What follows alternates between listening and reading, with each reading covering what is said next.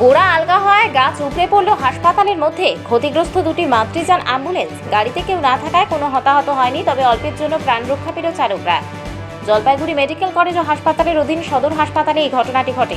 অনুমান করা হচ্ছে, বৃষ্টির জেরে গাছের গোড়ার মাটি আলগা হয় এই বিশালাকার গাছ উপচে পড়েছে। ক্ষতিগ্রস্ত হয়েছে দুটি মাতৃযান অ্যাম্বুলেন্স। তবে ভাগ্যের জেরে প্রাণ রক্ষা পেল রোগী ও হাসপাতালে আসার আত্মীয় পরিজন এবং অ্যাম্বুলেন্স চালকরা। বর্তমানে এই দুটো গাড়ির পরিষেবা অস্থায়ীভাবে বন্ধ। এদিকে পরপর দুটি অ্যাম্বুলেন্স ক্ষতিগ্রস্ত হয়, রোগীদের সমস্যায় পড়তে হবে বলে আশঙ্কা করা হচ্ছে। বর্তমানে 5টি মাতৃযান অ্যাম্বুলেন্সের মধ্যে দুটো ক্ষতি হয়। আপাতত বাকি 3টি দিয়ে পরিষেবা চালানো হবে বলে জানা গেছে।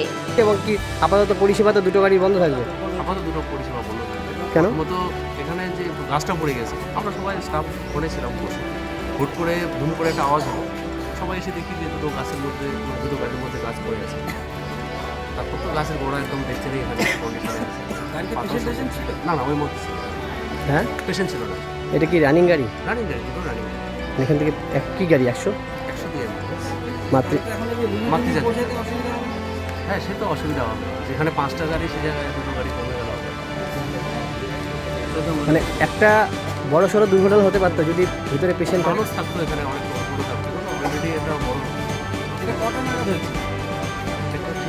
কিছুক্ষণ আগে। আধা ঘন্টা। কি নাম আপনার? হ্যাঁ, হাতিম হাতিম হাতিম আলী। হাতিম আলী। কি আপনি 100 গাড়ি চালান? কি শুনছেন, কি দেখলেন?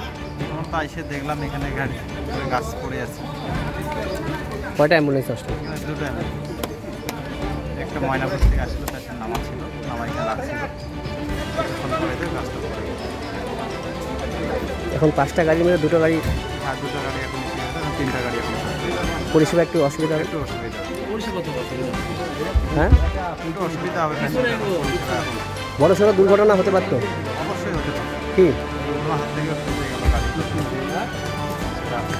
তাহলে মায়েরা থাকে বা শিশুরা? হ্যাঁ, মা বাচ্চাটা থেকে শিশুরা থাকে। আপনার কি নাম? গাড়ির চালক?